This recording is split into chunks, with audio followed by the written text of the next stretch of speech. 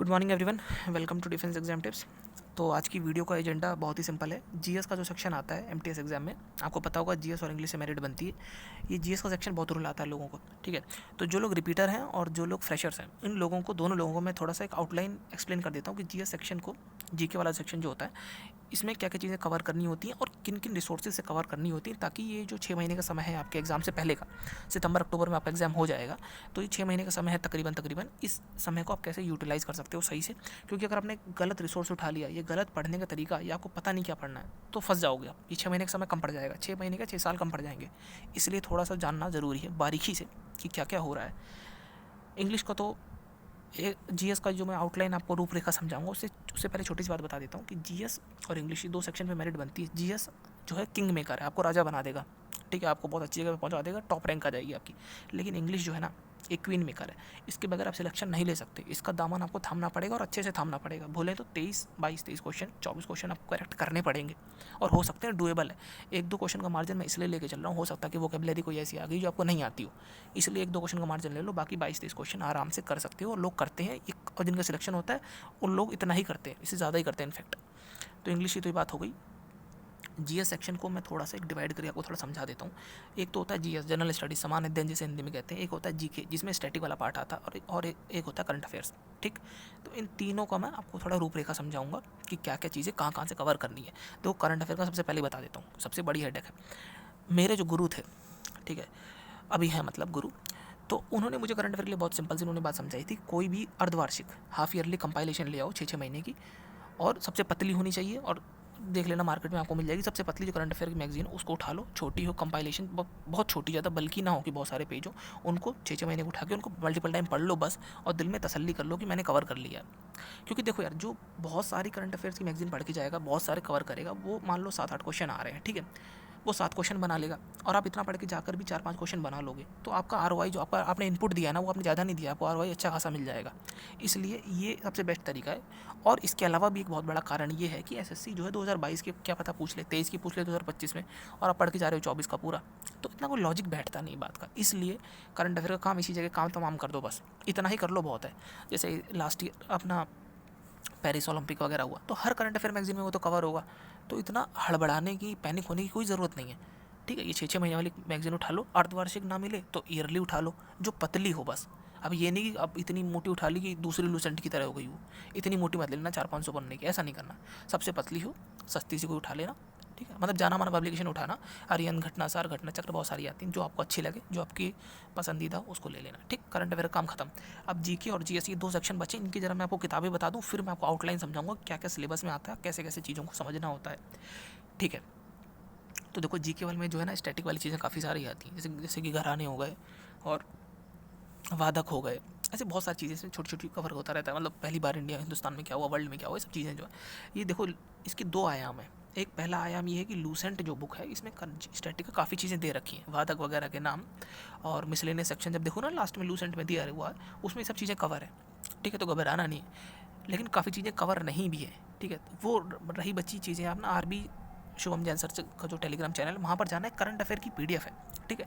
उसमें स्टैटिक के 20-30 पन्ने के नोट्स हैं, उधर से भी आप कवर कर लेना। घराने वगैरह वहाँ पर अच्छे तरीके से नए नए जो क्वेश्चन है ना, उसके बेसिस पर मेंशन कर रखे हैं वहाँ पर, अपडेटेड वाले, तो उनको थोड़ा वहाँ से कवर कर लेना। स्टैटिक के लिए बस इतने ही रिसोर्स रखना, इससे ज़्यादा मत रखना।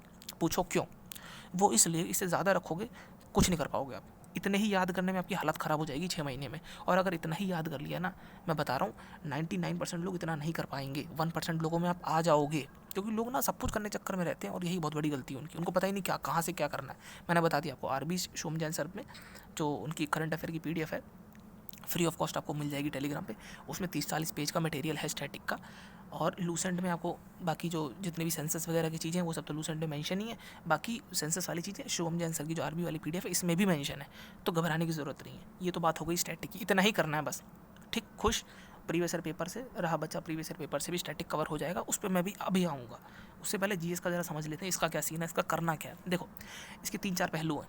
एक पहलू तो ये है कि यार एनसीईआरटी नाम की किताब है, मतलब एनसीईआरटी जो है, इनको हम कवर करना चाहिए।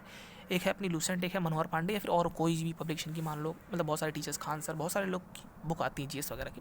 तो क्या करना चाहिए मेरे हिसाब से, मेरी नज़र में, देखो मनोहर पांडे में काफ़ी चीज़ें हैं जो लूसेंट की तरह अच्छी दे रखी हैं। मेडिवल वगैरह वाला पार्ट है, मॉडर्न का पार्ट है, लेकिन बहुत सी ऐसी चीज़ें हैं जो हॉलिस्टिकली पूर्ण रूप से सारे आयाम छूते हुए कवर नहीं है, तो वो लूसेंट में कवर है। तो इससे बेटर है कि बार बार से एक ही किताब पढ़ लो ना यार, क्योंकि अब बाकी एग्जाम भी दोगे, एसएससी के सीजीएल वगैरह, और कोई और एग्जाम अगर टारगेट कर रहे हो, रेलवे वगैरह या फिर कोई दूसरे एग्जाम्स जो होते हैं वनडे एग्जाम्स, उसके लिए लूसेंट ही पढ़ लो चुपचाप से। बाकी क्योंकि ना 4 जगह रिसोर्सेज करने से कुछ नहीं होगा, एक को पकड़ो अच्छे से कर लो सही से, तो लूसेंट हो गया। जीएस के लिए सारा मटेरियल कवर हो जाएगा, history, polity, geography, economy, environment, science, Intex, सब कुछ वहीं से कवर हो जाएगा, ठीक है। और एक अब बात आती है एनसीईआरटी की, ये बहुत बड़ा डाउट है, करें कि ना करें। देखो आपके पास अभी 6 महीने का समय है, अगर आप फ्रेशर नहीं हो, अगर आप रिपीटर हो, तो एनसीईआरटी करना चाहो कर लो, क्योंकि बहुत छोटी छोटी एनसीईआरटीज़ हैं, और 9, 10, 11, 12 ये 4 साल की करना चाहो तो 6 क्लास से भी शुरू कर सकते हो, आपके ऊपर डिपेंड करता है कि आपकी कितनी श्रद्धा है। लेकिन मैं पर्सनली अगर कहूँ कि एमटीएस एग्ज़ाम पर से, ठीक है, एमटीएस एग्ज़ाम के लिए पर से एनसीईआरटी इतनी ज़रूरी नहीं है। मैं मानता हूँ कि एनसीईआरटी से क्वेश्चन आते हैं, लेकिन यार वो तो प्रीवियस ईयर पेपर्स के थ्रू भी आप कवर कर सकते हो, वो तो लूसेंट के थ्रू भी कवर हो रहे हैं, तो इतना घबराने वाली बात नहीं। एक आध सवाल कोई चला गया तो एक आध से इतना फ़र्क नहीं पड़ेगा, क्योंकि बाकी जगह तो आप अच्छा परफॉर्म कर रहे हो ना।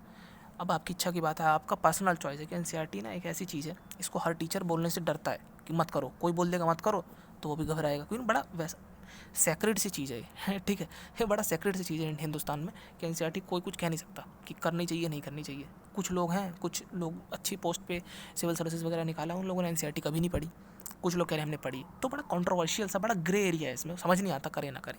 किताब का यहाँ से आपको एनसीईआरटी करनी कर लीजिए, नहीं करनी मत कीजिए, क्योंकि उसके बगैर भी काम हो रहा है और दुरुस्त हो रहा है। मैं बता रहा हूँ आपको, मैं आने वाले दिनों में आपको वीडियो एनालिसिस करके पूरा प्रूफ दिखा दूंगा स्क्रीनशॉट के साथ, तब लोग मानेंगे मेरी बात, ठीक है। क्योंकि उन लोगों को लगता है कि प्रीवियस ईयर पेपर से होगा नहीं, लूसेंट से होगा नहीं, और करने के चक्कर में फिर बाहर ही हो जाते हो आप मेरिट से। इस चीज़ का थोड़ा सा ध्यान रखना है। और मेरी बात अगर वो थोड़ी कड़वी भी लगे तो उसको कड़वी गोली समझ के समझना, उस पर थोड़ा मंथन मनन करना कि बोल क्या रहा हूँ मैं। एनीवेज, थोड़ा आउटलाइन में समझा देता हूँ। एक एक्रोनिम होता है शीप माने भेड़, और शीप जी, ठीक है, ये एक्रोनिम मैंने बना रखा है जनरल स्टडीज़ का। इसका मतलब ये होता है कि science, history, economy, environment, polity और ज्योग्राफी सब कुछ कवर हो गया।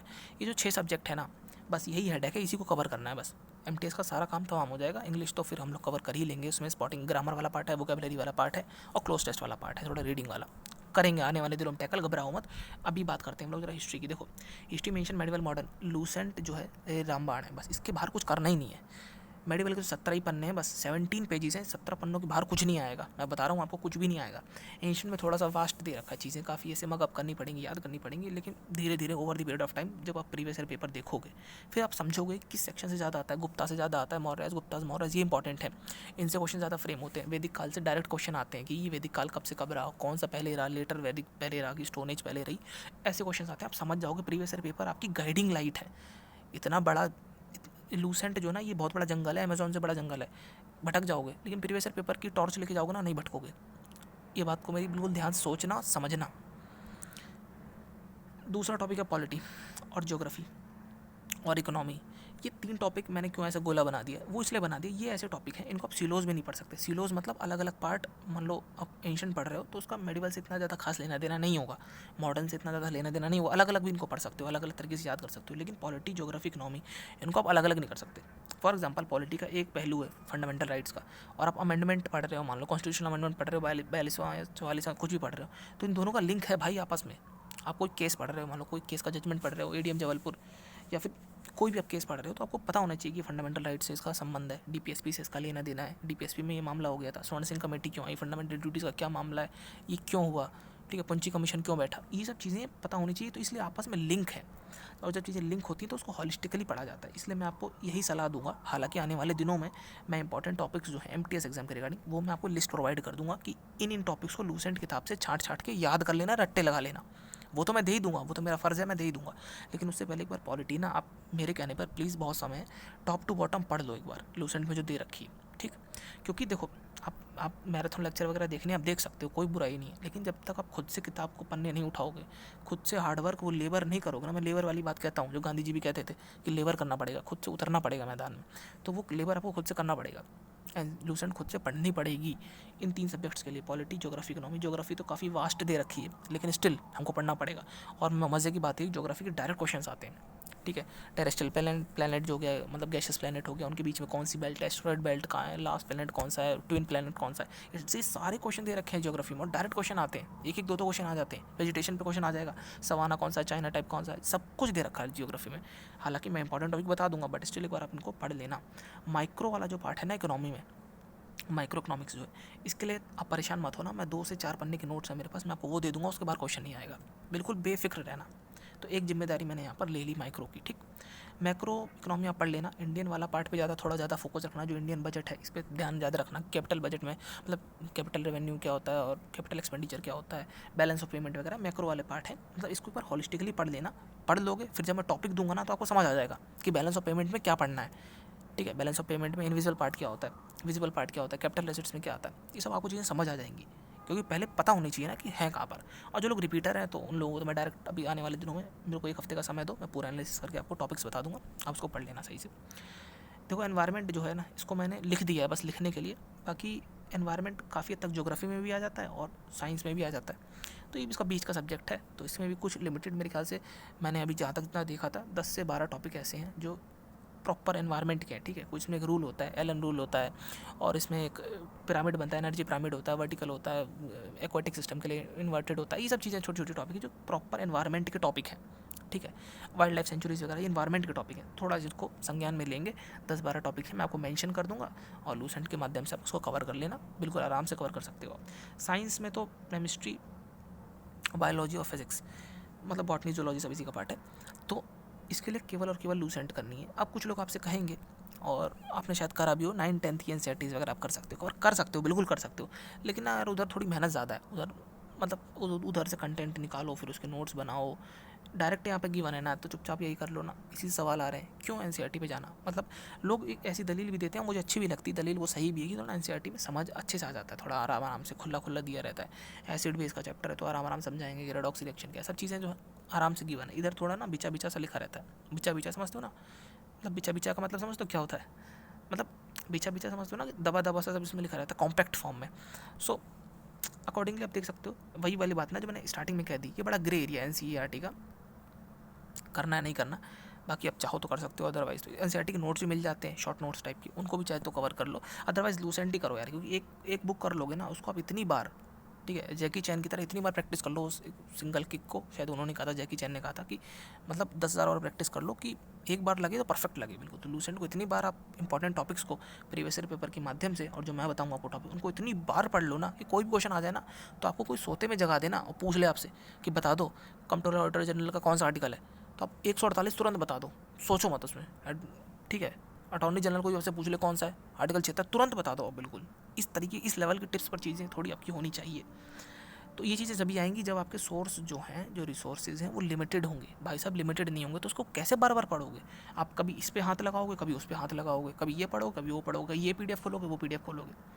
मैं बता रहा हूँ आपको, लूसेंट ही वो अजूब, वो इतनी जादुई किताब है, ये अजूबी किताब है जो चमत्कार कर देती है, यही सिलेक्शन कराती है, और इसी सेम किताब है सब लोगों के पास, फिर भी सिलेक्शन नहीं हो पाता, क्योंकि उनको पता है कि इसको करना कैसे। जो मैंने अभी इतना लंबा चौड़ा आपको भाषण दिया मैंने 12-13 मिनट का, उसमें मैंने ये बातें बताई आपको कि कैसे एक सिंगल किताब से एक ही दम पर आप कर सकते हो। आने वाले दिनों में मैं विद प्रूफ स्क्रीनशॉट वगैरह लगा के दिखा दिया करूँगा कि देखो लूसेंट में मेंशन था, लिमिटेड जगह। लूसेंट भी तो बहुत बड़ी किताब है, ठीक है, कोई छोटी किताब नहीं, मैंने बखूबी देखी, उससे मेरा बहुत रब्ता रहा है।